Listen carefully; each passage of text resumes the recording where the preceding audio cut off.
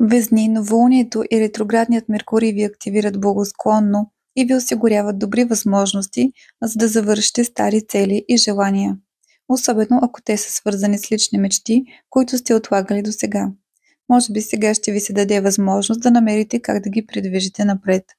Новият лунен месец носи обновление в живота на приятелите ви и някакво ново начало за тях. Общуването с хората, които са ви важни, е подкрепено и динамично и често се радвате на добри часове в разговори.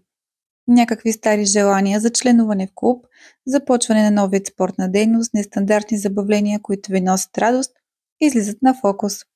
Везните, родени в първите градуси на знака, са под влияние на мощна трансформация в нагласите им по отношение на любов и романтични отношения, флиртове, взаимоотношения с деца, творчески занимания, хобита и развлечения.